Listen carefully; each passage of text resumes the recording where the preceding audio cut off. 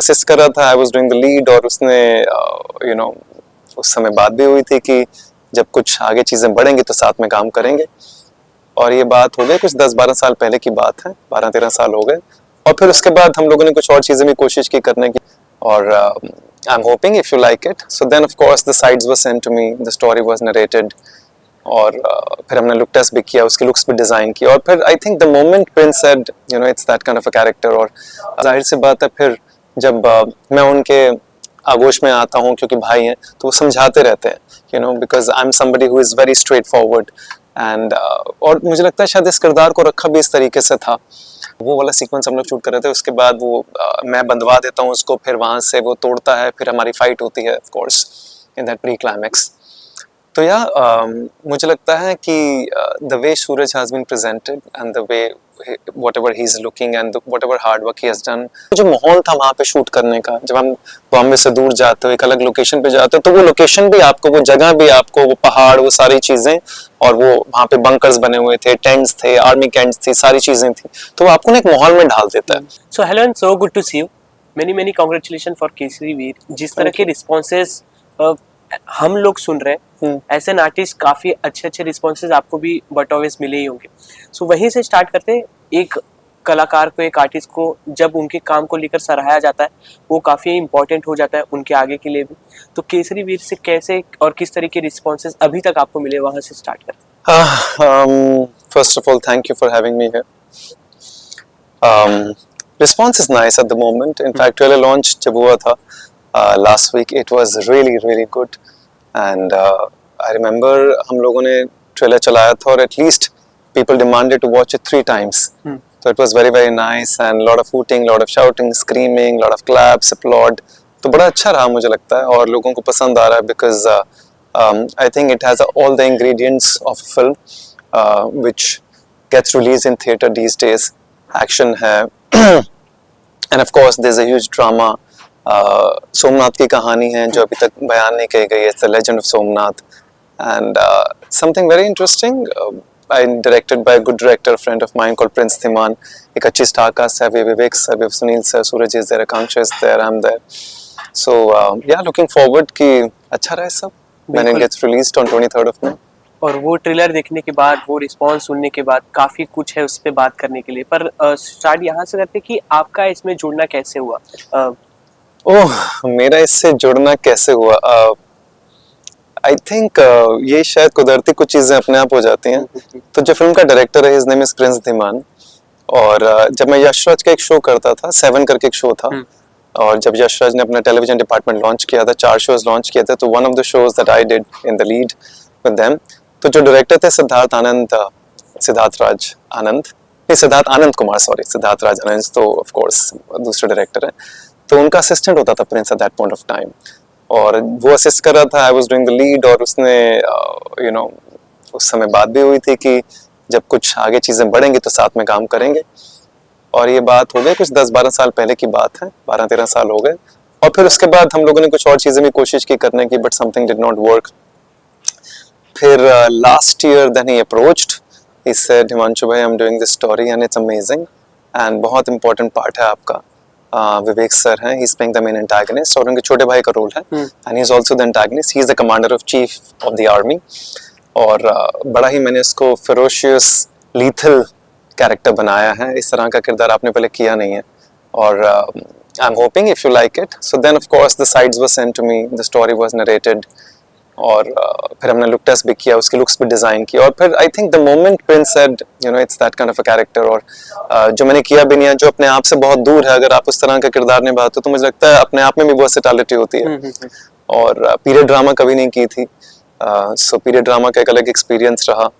So all in all I think, and also मुझे ऐसा लगता है जब when you have seen your friends growing, आपने देखा है कि वो असिस्ट कर रहा था, और असिस्ट करते करते वो इतनी बड़ी फिल्म डायरेक्ट कर रहा है। The film is also it's a big film costing in crores, big star cast. So when you have all these things, you want to support your friends also. So out of love and support for him, and I'm glad that he approached me to play this part. I'm happy क्योंकि इस तरह का किरदार की language, उसकी भाषा, उसकी समझ, उसकी सोच, वो बहुत ज़्यादा उर्दू है, पश्तो है, अरबिक है, और पुरानी पीरियड ड्रामा है, और ऑफ कोर्स विवेक सर के साथ काम करने का मौका, सूरज के साथ काम करने का मौका, सुनील सर के साथ काम करने का मौका. I think all in all it was always a great opportunity and I'm happy to be a part of it. Yeah. बिल्कुल, and you are a versatile actor, जिस तरह से हमने Thank देखा you. हुआ है आपके पहले भी किरदारों में. So what is the first thing that come to your mind after reading the script? क्या सबसे पहला थॉट प्रोसेस था आपका इस किरदार को सुनने के बाद, क्योंकि विवेक ओबरॉय जी Yeah. के भाई बने आप, Correct. और it's a negative character. He's the negative character. He's playing the antagonist. We both are playing the antagonist. Of course, he's bigger than me, and he's playing the main antagonist. Yes. तो ये impact audience तक पहुंचे, क्या सोचा आपने, कैसा thought process चला आपका? Actually, थोड़ा सा ना मुश्किल था इस किरदार को प्ले करना. तो काफी टाइम लगा, मैं सोच रहा था इनफैक्ट जब साइड्स आई थी मेरे पास कि किस तरह से रसूल Khan, he's playing Zafar Khan, I'm playing रसूल खान, हम दोनों भाई हैं, तो किस तरह से इस किरदार को प्ले किया जाए कि वो खुद में भी एक कन्विक्शन आनी चाहिए कि आप इस तरह का किरदार प्ले कर सकते हैं, और जो भी वो एक्ट्स करेगा, जिस तरह की भी इक्वालिटी होगी, जिस तरह की भी चीजें की जाएंगी, वो कैसे कन्विंसिंगली प्ले की जाए. तो आई रिमेम्बर काफी सोचा, काफी समझा, फिर ऐसे तय किया गया काफी सारी बैक स्टोरीज वगैरह क्रिएट करने के बाद. ऑफ कोर्स फिजिकल लुक तो हम लोगों ने क्रिएट कर ही लिया था, डिजाइन कर लिया था. We wanted a thick beard, we wanted the Arabic safa and everything, और and also physiologically prince had told me कि because he is the commander in chief and he is the main warrior. Vivek sir बहुत ज्यादा war नहीं कर रहे हैं, but he is the main warrior because he is taking care of the army as well, so he will have two swords, so I will also have to learn sword fighting with both the hands. I have to become ambidextrous. तो दोनों हाथों से तलवार चलाना सीखा, जो अपने आप में बड़ा मुश्किल काम था एक्चुअली. राइट हैंड से तो चला सकता है, लेकिन लेफ्ट हैंड काम नहीं करता, but then left hand right hand की I had to learn the sword fighting as well. तो फिजियोलॉजिकली ये सारे चेंजेस हुए. We also tried we can probably put lenses in the eye to make it more lethal, but वो फिर cancel हो गया because so much action was there. बहुत सारी रातें हमें शूट करना था. Then we decided कि ये नहीं करते. But physiologically फिर beard थी, साफा था, both hand sword, both hand fighting थी, sword fighting थी. But फिर बात आती है अब emotionally और psychologically इस किरदार को किस तरह से play किया जाए. तो काफी सोचने के बाद मुझे एक सिरा जो मिला वो यही मिला कि this boy रसूल Khan, because he is the brother of Zafar, and तो वो ऐसा कुछ है कि वो अपने भाई से बेइंतहा मोहब्बत करता है, क्योंकि माँ बाप है नहीं और कोई है नहीं जिसने पाल पोस के बड़ा किया, तो भाई ने पाल पोस के बड़ा किया है. भाई मेंटोर है, भाई गाइड है, भाई सब कुछ है. तो जब भाई सब कुछ है तो उसका डिनोमिनेटर प्रेम रखा गया, love. That he is so much in love with his brother that whatever the brother says he ends up doing it. अगर भाई ने कहा जान दे दो तो वो जान दे देगा, अगर भाई ने कहा जान ले लो तो जान ले लेगा. क्योंकि वही एक सिरा था जो मुझे लगता है जो मेरे माइंड को कन्विंस कर पाया कि मैं जो भी एक्टिविटीज करूं, जो भी फाइटिंग होगी और इसमें बहुत सारे लोगों को मारा भी जाएगा, खुद के भी हमारे लोग मरेंगे, तो आप किसी को मारने के लिए अपने आप को माइंड में कन्विंस करना पड़ता है आपको, ऑन स्क्रीन भी, या जिस तरह की रूथलेसनेस या फेरोशियसनेस या लीथलनेस उस कैरेक्टर की होगी. तो उसके लिए denominator I had kept love. That क्योंकि मुझे लगा कि एक प्रेम ही है एक ऐसी चीज जिसके लिए इंसान किसी भी हद तक गुजर जाता है. उसके बाद वो सारी चीजें, या तो बदला होना चाहिए किसी प्रकार का, या प्रेम होना चाहिए. बदला किसी प्रकार का था नहीं इस प्रकार से जिस प्रकार से कहानी गुजर रही थी. सो मैंने उसका डिनोमिनेटर प्रेम रखा था. That he is so much in love with his brother that whatever the brother says वो सर आंखों पर है.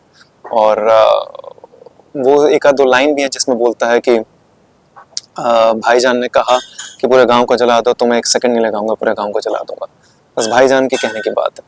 तो मुझे लगता है वो काफी हेल्पफुल भी रहा, और वो कहीं ना कहीं मेरे, I think it just went into my being to play a character like that. बिल्कुल. तो वो फिर अपने आप मुझे लगता है करते करते शायद इसलिए वो इतना खूबसूरत रहा कि फॉर्चुनेटली आई वाज ब्लेस्ड कि जब first cut, editorial first cut आया, तो सुनील शेट्टी सर का फोन आया था मेरे पास, and he said Himanshu your work was very outstanding in the film. फिर आदित्य पंचोली जी का भी फोन आया, करें बहुत बढ़िया काम किया तुमने. तो I think I am lucky and blessed कि पहला कट देखने के बाद उन्होंने फोन किया. उनको कोई ज़रूरत नहीं थी फ़ोन करने के लिए. So I am very grateful for this kindness and love and warmth that they showered upon me. In fact, on the trailer launch also, he was very kind. Sunil sir was there and he was taking care. And I think खूबसूरत बात यही है कि जब आप किसी किरदार को अपनाते हो, अपने अंदर ढालते हो, और वो खूबसूरती से बाहर निकल के आता है, और फिर सब लोग उसकी सराहना करते हैं तो अच्छा लगता है, इट फील्स गुड। बाकी तो जब 23 को रिलीज होगी फिल्म तो लोग बताएंगे जिनको कैसा लग रहा है। बिल्कुल। और ये भले से ही नेगेटिव कैरेक्टर है आप दोनों भाइयों का, बट लोगों में इतना पॉजिटिव इम्पैक्ट छोड़ रहा है, जिस तरह से भाइयों का प्रेम आप लोगों ने दिखा। और ये जो लोग मानते भी है, और काफी सारे लोगों ने कहा भी है कि एक घर में सुख शांति तभी होती है जब दो भाइयों में प्रेम बना हो। तो इस चीज पे आप कितना पर्सनली बिलीव करते हैं? जाहिर सी बात है, वो तो मुझे लगता है क्योंकि भाई हैं, एक ही माँ बाप से जन्मे हैं, तो डिनोमिनेटर लव तो होगा ही, और होना भी चाहिए मुझे लगता है। और जिस तरह से मुझे लगता है विवेक सर ने अपना किरदार निभाया, और जिस तरह से मैंने निभाया, और जिस तरह से मुझे क्या बोलते थे, पश्तो में एक वर्ड है अरबिक में, यमरूर। हाँ, तो आई थिंक इसका मतलब छोटा भाई होता है, और प्यारा छोटा भाई, उस तरह से। तो मुझे ऐसे बुलाते थे यमरूर, you know, something like that. तो मुझे लगता है उन्होंने भी इस चीज का ख्याल रखा कि he is my younger brother, and to take care of him as per the story, story की बात कर रहा हूँ, कहानी के अंदर, to take care of him. वो बड़ा अपने आप में मुझे लगता है फिर वो बॉन्ड अपने आप बन जाता है। और lot of conversation with Vivek sir is very very intimate, very close, हम दोनों बहुत टाइट टू शॉट्स के अंदर हैं, और बहुत सारी बातें हो रही हैं, मैं उनकी बात सुन रहा हूँ, मेरी बात समझ रहे हैं, और जो वो कहते हैं फिर वो उन सारी बातों का करना, क्योंकि वो भाई हैं, और क्योंकि मुझे लगता है क्योंकि शायद वो उम्र में भी बड़े हैं, और ऐसा कहानी में भी है कि बड़े हैं, तो वो भाई भी हैं और एक बाप भी हैं, और गाइड भी हैं और मेंटोर भी हैं, क्योंकि वही सल्तनत जो तुगलक की जो सारी सल्तनत को संभाल रहे हैं, और उनका शार्प माइंड है, he is very calculative, he is very shrewd, he knows कि वो 10 कदम आगे कैसे सोचा जाता है, तो उस तरह का है। और जाहिर सी बात है फिर जब मैं उनके आगोश में आता हूँ, क्योंकि भाई हैं, तो वो समझाते रहते हैं, because I am somebody who is very straight forward, and और मुझे लगता है शायद इस किरदार को रखा भी इस तरीके से था, क्योंकि Vivek sir is being shown as very sharp and very shrewd and very, he has 10 steps ahead thinking. तो मुझे याद है, and then he also keeps moving because he is also playing around, and he is I think so, मुझे पता नहीं है, कभी बात नहीं उनसे, आई थिंक उन्होंने अपने कैरेक्टर शायद स्नेक पे बिल्ड किया होगा। हम किसी एनिमल trait पे build करते हैं, where he's just moving like this most of the times, his neck is also moving, and he's playing very flamboyant. And I remember when I was discussing with Prince, so I told him, I said, let me keep it very still. मैं बहुत still रहता हूँ, like a stick, absolutely still, जिसकी eyeballs भी move नहीं करेंगे, वो बिल्कुल static रहेगा, और बिल्कुल सदा सदा सीधा सीधा। और क्योंकि क्या होगा ना, मेरी साइलेंस बोलेगी और उनकी जो मूवमेंट्स हैं सारी की सारी, तभी दो किरदार बड़ी खूबसूरती से निकल भी आते हैं, क्योंकि अदरवाइज दोनों एक दूसरे जैसे लगने शुरू हो जाते हैं। तो I remember I had a discussion with him, I said मैं बहुत कम बोलूंगा, और जितना बोलूंगा बहुत ग्रेविटास से बोला जाएगा, और उसके आसपास, क्योंकि वो उस तरह का है, वो बात नहीं करेगा, वो मार देगा, खत्म। इस तरह का किरदार जो है रसूल खान का रखा गया। और तो दोनों किरदार ताकि अलग दिखें भी, और दोनों किरदार जब फ्रेम में आए तो एक ऐसे लगे बिल्कुल जिसकी आईबॉल्स भी मूव नहीं करते, और एक है जो बहुत मूव कर रहा है, तो दोनों किरदार अपने आप में बड़ी खूबसूरती से निकल के भी आते हैं। फिर उनके बीच का जो एक प्रेम है, मुझे लगता है सिर्फ जो रसूल है, वो जफर भाई जब आते हैं उनके सामने जाके ही वो थोड़ा सा ना ऐसे वल्नरेबल हो जाता है, थोड़ा सा मोम सा हो जाता है। बाकी सब जगह ही is very straight, he is very कि वो बिल्कुल लीथल है वॉरियर की तरह, जैसे वॉरियर होता है ना, बिल्कुल वो हाथ भी पीछे बंधे हुए और बिल्कुल स्ट्रेट। बट ओनली जब वो जफर भाई के करीब जाता है रसूल, तब मुझे लगता है वहां पे जाके वो थोड़ा नर्म हो जाता है, थोड़ा मुंह हो जाता है, तो वो एक बड़ा खूबसूरत। तो दोनों डायमेंशंस भी किरदार के इस प्रकार से रखे गए। तो हिमांशु मल्होत्रा जी को रसूल खान के लिए कितनी प्रिपरेशन की और जरूरत पड़ी? क्योंकि हमने आपका एक्सेंट सुना हुआ है, जिस तरह से आपका बोलने का अंदाज है, तो उसमें जैसे अरेबिक यूज करनी हो, हिंदी यूज करनी हो, तो उस प्रिपरेशन हाँ, तो प्रिपरेशन में सबसे पहले तो फिजियोलॉजिकल प्रिपरेशन थी। ऑफ कोर्स जो बेसिक होती है कि वो एक बियर्ड रहेगी, साफा रहेगा, फिजिकल लुक जो क्रिएट की जाएगी with the director end of course with the costume designer. हाँ, ये जरूर था। फिजियोलॉजिकल में ट्रेनिंग्स काफी करनी थी because the shoulders have to be broad, again only talking about the physiological right now, तो lot of trainings, lot of calisthenics went into it, क्योंकि कहाँ पे स्वॉट फाइटिंग करनी पड़ जाए, कहाँ पे कौन सी फाइट करनी पड़ जाए, ये सब डिसाइडेड नहीं होता, ये धीरे धीरे पता लगता है। तो अपने आप को फिजिकली कंप्लीटली फिट रखना बहुत जरूरी था। और of course then it also went into taking of your food, nutrition, diet, almost for 2 months 3 months बहुत स्ट्रिक्ट रहा। और मुझे याद है वैनिटी वैन्स में भी हम लोग पुशअप्स एंड पुलअप्स मारते रहते थे कॉन्स्टेंटली। ये रहा। और ऑफ कोर्स स्वॉर्ड फाइटिंग थी, तो दोनों हाथों से तलवार चलाना अपने आप में एक मुश्किल कार्य था, काम था। उसके लिए भी काफ़ी तैयारी की गई। That also work towards the and when in the pre climax मेरी और सूरज की फाइट होती है। अब बात जहाँ पर साइकोलॉजिकल की बात आती है, वो वही बात है कि उसके किरदार के अंदर घुसने के लिए, क्योंकि वो किरदार आपसे बहुत दूर है, जिस तरह का मैं इंसान हूँ, जिस तरह का जिस तरह का बातचीत करने का तरीका है, उस किरदार के अंदर वो बोलेगा भी कम बोलेगा, वो बोलेगा भी, उसकी उर्दू पे काम करना पड़ा, सारे उर्दू के शब्द, सारी उर्दू की चीज़ों को, जितनी भी स्क्रिप्ट जो भी हमारे पास साइड्स आए थे उसके अंदर जितनी भी इम्प्रोवाइजेशन की स्कोप थी, कोशिश ये की गई कि सारे शब्दों का प्रोनाउंसिएशन करेक्ट हो, क्योंकि उर्दू में ख को ख हो जाता है, ग को ग हो जाता है, तो सारे शब्द इस तरह से निकले जैसे आपके अपने शब्द हैं। तो उर्दू पे काम किया गया, थोड़ी बहुत अरबिक, ज़्यादा नहीं, क्योंकि हम इस तरह की भाषा का इस्तेमाल करें जो सबको समझ में भी आए। तो जैसे विवेक सर ने यमरूल यूज़ किया या कोई और वर्ड यूज़ किया, एक दो वर्ड्स आप यूज़ कर सकते हो, बट मोस्टली तो आप हिंदी और उर्दू में जाते हो। बट वो हिंदी धन्यवाद नहीं हो जाएगी, वो शुक्रगुजार हो जाएगी। हिंदी अगर हम मतलब ये, क्योंकि हम उर्दू में चले जाएंगे ना, एक तरफ हिंदी लैंग्वेज है और एक तरफ उर्दू लैंग्वेज है, तो हम जो बोलेंगे, मैं और जफर भाई बोलेंगे, वो शुक्रिया शुक्रिया बोलेंगे या शुक्रगुजार बोलेंगे। यहाँ पे अगर ये हिंदी भाषी लोग हैं जो इस तरफ के हैं, जो गुजरात के हैं, जो सूरज की तरफ के, शायद वो धन्यवाद बोलेंगे। तो ये सब चीजों का ध्यान रखा गया कि हम ये गलती से ना बोले, क्योंकि फिर वो अजीब सा हो जाएगा ना, क्योंकि ये लोग वहां से आए हैं, उनके लिए हिंदी तो थी नहीं, उनके लिए तो पश्तो अरबिक थी और उर्दू थी। तो शब्दों का प्रोनाउंसिएशन, शब्द किस प्रकार से इस्तेमाल होंगे, कौन कौन से शब्दों का इस्तेमाल होगा, उसका चयन किया गया, उस पर ध्यान दिया गया। End of course mentally emotionally जो तैयारी की गई वो तो वही थी जिसके बारे में बात कर चुका हूँ, कि वो प्रेम का डिनोमिनेटर रख के, कि वो ताकि वो जब वॉर करे या लड़े तो वो एक सेकंड के लिए सोचना कि मैं सही कर रहा हूँ या गलत कर रहा हूँ। क्योंकि अगर आप सोचने पर मजबूर हो जाते हो, कोई भी वॉरियर अगर सोचने पर मजबूर हो जाए कि मैं सही कर रहा हूँ या गलत कर रहा हूँ, तो फंस जाएगा। फिर वो अर्जुन की तरह फंस जाता है बैटल के अंदर कि मैं मारूं कि नहीं मारूं। लेकिन अगर उसके दिमाग में क्लैरिटी है कि मैं किस लिए कर रहा हूँ ये, तो फिर आप बेधड़क होके वो सारा कदम आप ले सकते हो। बिल्कुल। इस लव एक्शन ड्रामा वाले दौर में इस तरह का मिक्सचर लाना, जैसे इसमें एक्शन भी है, मैथों का मिक्सचर भी है, और हिस्टोरिकल भी है, और बिग एक्शन है। तो ऐसी फिल्में लाना कितनी इंटरेस्टिंग और कितना डिफिकल्ट हो जाता है, क्योंकि इसमें एक डायलॉग काफ़ी ज़्यादा फेमस हुआ है विवेक ओबरॉय जी का, जो काफ़ी इम्पैक्टफुल है। जो ये शिवालय क्या है, एक पत्थर है जिसमें लोग भस्म लगाते हैं। ये काफ़ी ज़्यादा पुश किया लोगों को, ये और अट्रैक्ट किया।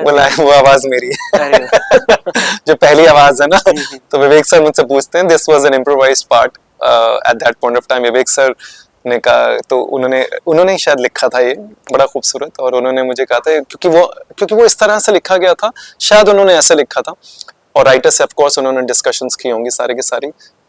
वो इसलिए कि वो लोग वहां से आते हैं और वहां पे शायद आइडल वर्शिप नहीं होती, हमारे यहाँ तो शिव जी भगवान जी की पूजा होती है, तो शायद वो इसलिए पूछते हैं कि शिवा है कौन, ये शिव जी। तो फिर मुझे याद है, मैं कहता हूँ कि एक वो पत्थर है जिसपे भस्म लगाते हैं, क्योंकि हमें भी नहीं पता कि क्या है, हम तो उस तरफ से आए ना।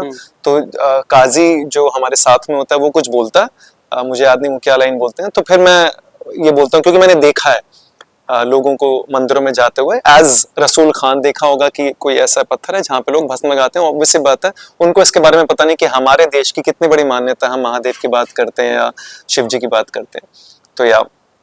तो वो लाइन वहां पे डाली गई थी, और बाकी देखते हैं, आई होप सो। बाकी मुझे लगता है कि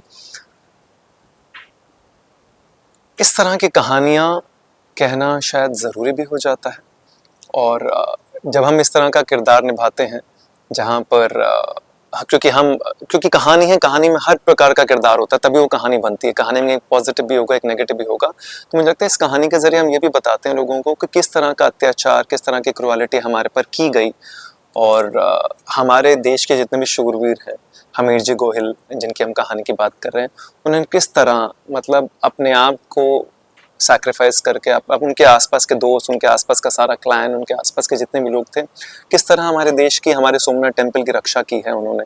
तो ये मुझे लगता है it's a tribute to Hamir ji Gohil, it's a tribute to Sunil Shetty sir, he played Yegda, that character. जो भी जिस तरह की भी चीज़ें उन्होंने जितना भी सैक्रिफाइस किया, अपने आप में बड़ी बड़ी कमाल की चीज़ है।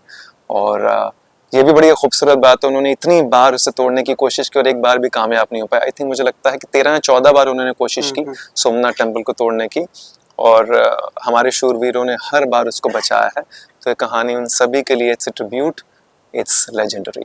बिल्कुल। एंड टॉकिंग अबाउट योर को एक्टर्स एंड आर्टिस्ट, जिस तरह से सूरज पंचोली जी इसमें दिखे, उनका कमबैक कहा जा रहा है। यस, तो कैसा रहा आपका बॉन्डिंग उनके साथ और कुछ? अच्छा रहा, it was nice, it was warm, it was cordial. ज़्यादा सीन्स तो नहीं है सूरज के साथ, because in the end pre climax में एक हमारा एक एक्शन सीक्वेंसेस है बहुत बड़ा वाला, which we shot over 5 nights back to back। इन करजत में हम लोग शूट कर रहे थे, सेट लगा रखा था, ह्यूज सीक्वेंस। एंड उसमें आई थिंक आपने देखा होगा प्रोमो में, जहाँ सूरज इज फ्लाइंग, वो आग वाग पीछे है सब चीज़, और वो शिवा के रूप में आ जाता है, वो बड़ा खूबसूरत सीक्वेंस है, जंजीरें वंजीरें हैं उस तरफ। तो वो वाला सीक्वेंस हम लोग शूट कर रहे थे। उसके बाद वो मैं बंधवा देता हूँ उसको, फिर वहाँ से वो तोड़ता है, फिर हमारी फाइट होती है of course in that pre climax.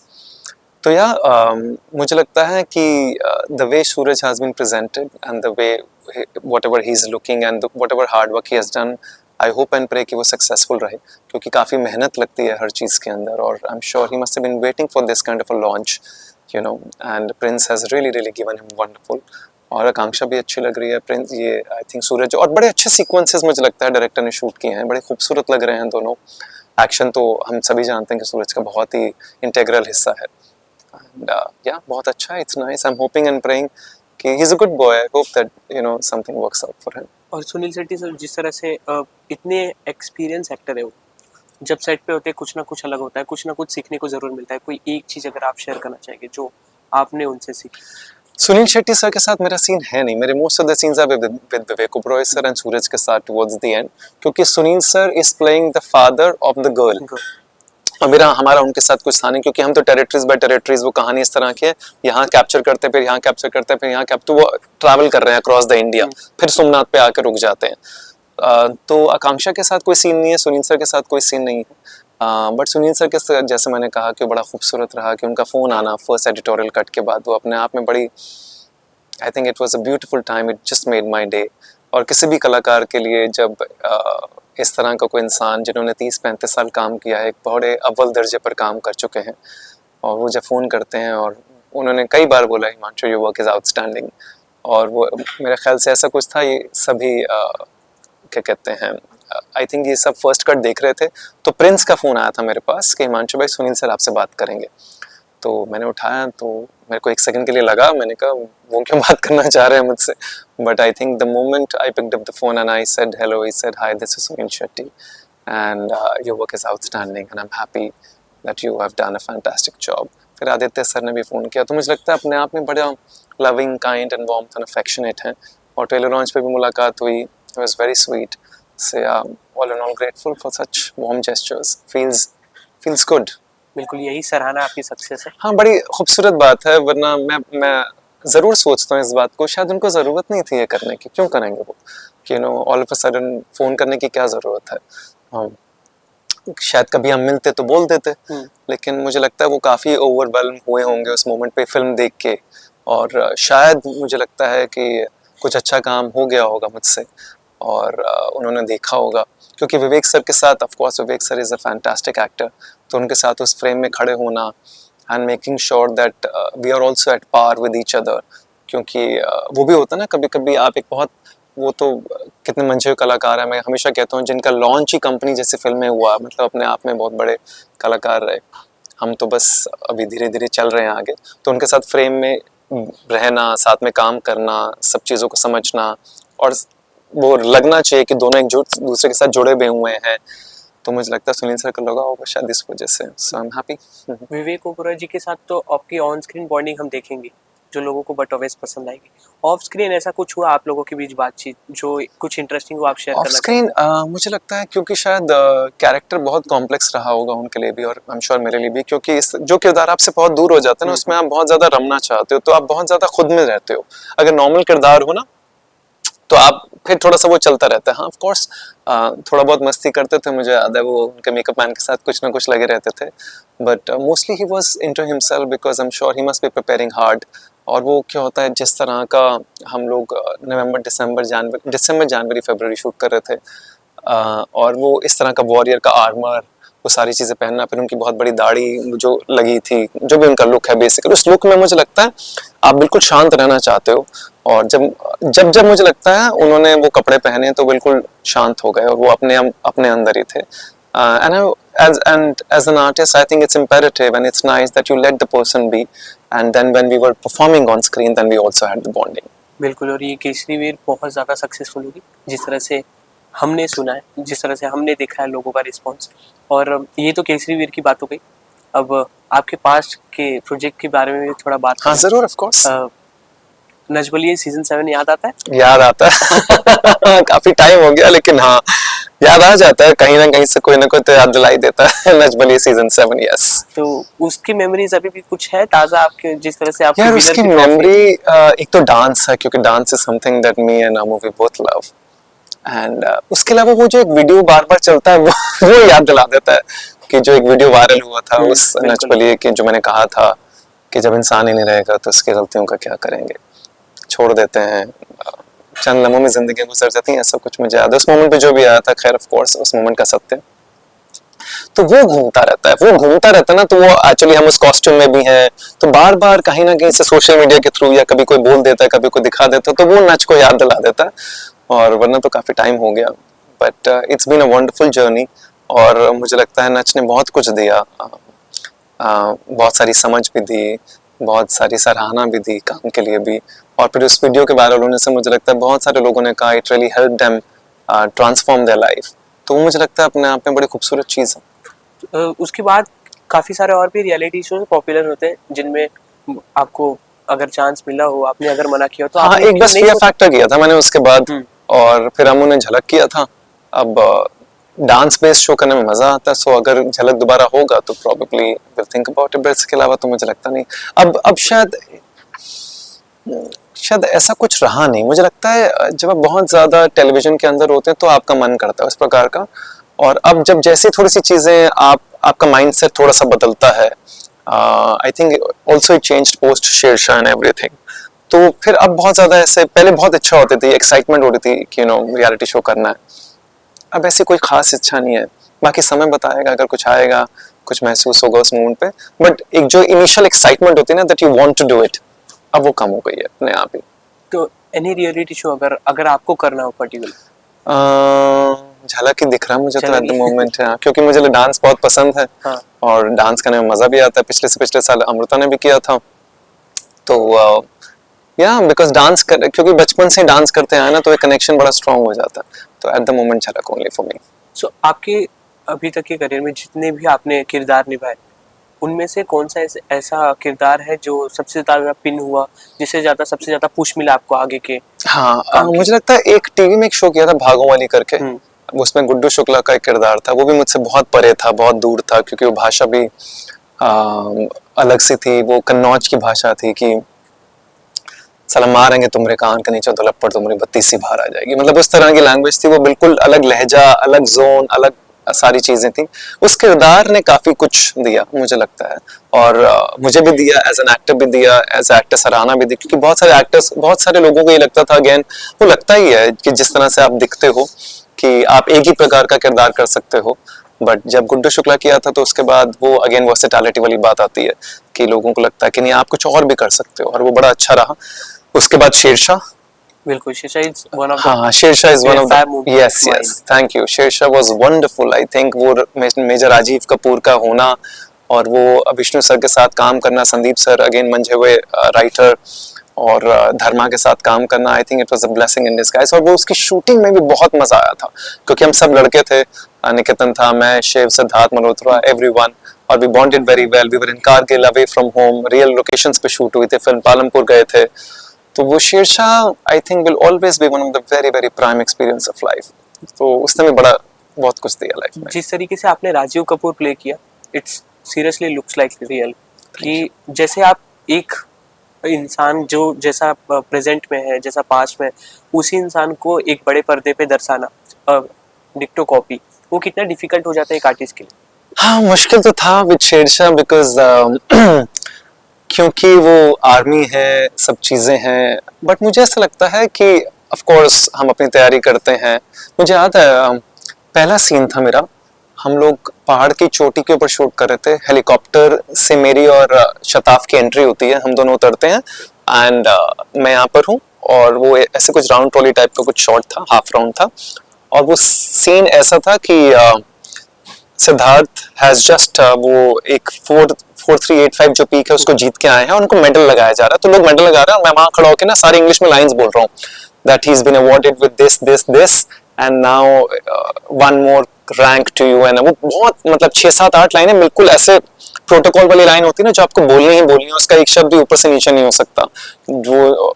और मुझे याद है संदीप सर मेरे साथ थे जो राइटर हैं फिल्म के, संदीप श्रीवास्तव जी बहुत कमाल के राइटर हैं, बड़ी बड़ी फिल्में की हैं उन्होंने, तो संदीप सर मेरे साथ गए और ही सेड टू ये लाइन करके बता मुझे जरा कैसे करना है, तो मैंने पढ़ के बताया, तो ही सेड अच्छा पढ़ रहा है, आई सेड थैंक यू, कह रहा हो जाएगा, मैंने कहा हो जाएगा and I remember one take में हो गया था and they were very very surprised कि कहीं पे भी कोई फंबल नहीं हुआ, कहीं पे वो लाइन ऊपर नीचे नहीं हुई, क्योंकि जब शब्द बिल्कुल टिके हुए होते हैं तो बहुत मुश्किल हो जाता है एक कलाकार के लिए भी, क्योंकि हम बंधते नहीं है ना, हम थोड़ा एक्सप्लोर करते रहते हैं, थोड़ा इम्प्रोवाइज करते रहते हैं नॉर्मल जब बातें होती हैं, but I think with that language I had to be very precise and very clear and very clean, and वो उस तरह की फिर आवाज, उस तरह का एक बॉडी लैंग्वेज, उस तरह की सोच समझ, और काफ़ी सारे लोगों से मिलने का मौका मिला वहाँ पर जो ऑलरेडी आर्मी से बिलोंग करते हैं, इंटरनेशनल आर्मी से, तो उनसे बातचीत करके बहुत सारी चीज़ें सीखने को मिली। और मुझे लगता है वो जो माहौल था वहाँ पे शूट करने का, जब हम बॉम्बे से दूर जाते हो एक अलग लोकेशन पे जाते हो, तो वो लोकेशन भी आपको, वो जगह भी आपको, वो पहाड़, वो सारी चीज़ें, और वो वहाँ पे बंकर्स बने हुए थे, टेंट्स थे, आर्मी कैंट्स थी, सारी चीज़ें थी, तो वो आपको ना एक माहौल में ढाल देता है, और फिर आपकी तैयारी और आपका माहौल जो सपोर्ट करता है, दोनों जब सिंक हो जाते हैं, और अगर वो माहौल खुशनुमा हो, आज़ाद वाला माहौल हो, डायरेक्टर अगर अच्छे हों, बड़े शांत हों, जैसे विष्णु सर बहुत शांत थे, तो मुझे लगता है it always helps, so it really worked out well. और अब आपसे जानना चाहेंगे, जिस तरह से ये जेंजेस इसमें लव ब्रेकअप काफी ज्यादा नॉर्मल हो जाता है, बट आपकी पर्सनैलिटी को देख के sorry come again, love breakup काफी ज्यादा नॉर्मल इस जेंजीज के लिए हो अच्छा जेंजी के लिए, अच्छा हाँ, नर्वस ब्रेकडाउन की बात कर रहे हो, अच्छा हाँ। तो आपके जैसी पर्सनैलिटी नॉर्मल सॉफ्ट स्पोकन एकदम शांत कामनेस वाली, अगर आपकी तरफ से हम आपके बारे में जानना चाहें, what is love according to you? What is love according to me? ओहो प्रेम की तो क्या ही परिभाषा मैं बता पाऊंगा, क्योंकि मुझे लगता है लव इज समथिंग जो इनडिफाइनेबल है। आज तक सबने कोशिश की उस शब्द को बयान करने की, शायद ही कोई ऐसा इंसान हो पाएगा जिसने कभी बयान कर पाया होगा कि प्रेम का मतलब क्या है। बट मैं इतना समझ पाया हूं अपनी लाइफ से कि जब तक सच्चाई नहीं है ना आपके अंदर, तब तक प्रेम नहीं है। झूठ में प्रेम नहीं होता, अटैचमेंट में प्रेम नहीं है, मोह में प्रेम नहीं है। सच बहुत जरूरी है। अगर आप खुद से सच्चे हो ना, तब आपके अंदर प्रेम जर्मिनेट होता है, उसका एक अंश। अगर वो आपके अंदर जर्मिनेट होता है, तभी आप दूसरों से कनेक्ट करते हो, तभी वो आपसे कनेक्ट करते हैं। तो I feel truth is the essence of love. उसका एक कोर हो सकता है, बाकी प्रेम क्या है ये तो मुझे लगता है इस पूरे ब्रह्मांड का डिनोमिनेटर प्रेम है, कि शायद ये प्रेम ही है जिसकी वजह से मैं यहाँ बैठा हूँ और आप वहाँ बैठे और हम बात कर पा रहे हैं। हाँ उसके नाम अलग होंगे, उसका फॉर्म अलग होगा, लेकिन एक धागा तो मुझे लगता है कि इंसान का दूसरे इंसान के साथ रहता ही है। और जब जब वो प्रेम महसूस होता है या किसी एक्शन, किसी वर्ड्स, किसी बिहेवियर से दर्शाया जाता है, तो अपने आप कनेक्शन हो जाता है। So yeah let love be the denominator of this whole existence, इतना ही। क्या बात है। एक पोस्ट आपने किया हुआ है जिसमें लिखा हुआ है कि ईश्वर कहते हैं कि मैं तुझे सब कुछ दूंगा, हाँ, बस तू अपनी फरमाइशें ना कर, मन की जिद छोड़ और सब्र कर। क्या बात है, ये लाइन मुझे काफी ज्यादा। Thank you, that's very sweet of you. ये ऐसी बस बहुत सारी चीजें जहन में आ जाती हैं तो मैं लिख देता हूँ। इस फिलॉसफी को क्या कहते हैं और कैसे? इसको समर्पण कहते हैं, संपूर्ण समर्पण, कि जिसे हम सरेंडर कहते हैं इंग्लिश में, हिंदी में समर्पण कहते हैं। और ये बस यही कहना चाहता है कि हमारी बहुत सारी ख्वाहिशें, तमन्नाएं, डिजायर्स, एस्पिरेशंस होती हैं, हम उसी में अटक जाते हैं मुझे लगता है बहुत ज्यादा। और फिर अपनी अपनी सारी प्लानिंग शुरू हो जाती है, बहुत सारी चीज़ें शुरू हो जाती है, फिर एक्सपेक्टेशंस का बवंडर आ जाता है, फिर वो सब पूरी नहीं होती, फिर हम परेशान होते हैं, फिर स्ट्रेस में जाते हैं, फिर एंग्जाइटी में जाते हैं। मुझे लगता है इस ब्रह्मांड को ना कोई कंट्रोल नहीं कर सकता। हमारा ह्यूमन माइंड कोशिश करता है कि हम सब चीज़ें प्लान कर लें, सब चीज़ें स्ट्रैटेजाइज कर लें, लेकिन एक लम्हे में सब पलट जाता है। ये मैंने अपनी ज़िंदगी में देखा है। तो मुझे लगता है जो ईश्वर दे रहे हैं, हाथ जोड़ो, सर नीचे रखो, उसको अच्छे से खूबसूरती से लो और उसको बेहतर बनाने की कोशिश करो। तो इसीलिए शायद लिखा कि तो ख्वाहिश ना कर अपनी, तो अपनी ख्वाहिशें छोड़ के तो देख एक लम्हा कि शायद बहुत कुछ मिल जाए, ईश्वर पता नहीं क्या देना चाहे, लेकिन हम अपनी जगह पर अटक जाते हैं कि हमें यही चाहिए, यही चाहिए, यही चाहिए। और जो जिद है ना, इस यूनिवर्स में जिद नहीं चलती। इस यूनिवर्स में अगर कुछ चलता है तो एक्सेप्टेंस एंड ओपननेस और एक्नॉलेजमेंट चलती है कि ईश्वर कह रहे हैं यार मुझ पे विश्वास कर, मैं बहुत कुछ दूंगा तेरे को, समय आएगा हर चीज का, तब तक धीरज रख, धैर्य रख, हैव पेशेंस। हमें लगता है जब हमें चाहिए तब हमें क्यों नहीं मिलता। मुझे ऐसा लगता है the universe will first test you, will see if you deserve it, when your deservingness is equivalent then the universe will give you what it wants to। मुझे याद है 2005 या 6 में जब हुसैन और टीना नचपली जीते थे और I was 23-24 और मैं और Amrita we were dating at that point of time। तो मैंने बड़ा कोशिश की, मुझे याद है कि किसी तरह कोई टेलीविजन शो हिट हो जाए मेरा और मैं नच कर लूँ। और मुझे 2006 फिर मेरे कई दोस्तों ने भी किया, भी करण पटेल ने किया, अभिषेक ने किया, बहुत सारे लोगों ने किया। मैं उनके सेट्स पे जाता था नच के कि यार मुझे कब मिलेगा, मुझे कब मिलेगा। और मुझे याद है 2013 में my dad passed away and उस मोमेंट पे मैंने छोड़ ही दिया कि मुझे चाहिए ही नहीं, मतलब ऐसे ख्याल ही निकल गया। आई थिंक 2010-11 के बाद से वो ख्याल ही निकल गया। कई बार होता है ना, आप ट्राई करते हो मिलेगा मिलेगा, आप मिल जाए, 2 4 5 6 साल नहीं मिलता तो आप छोड़ देते हो।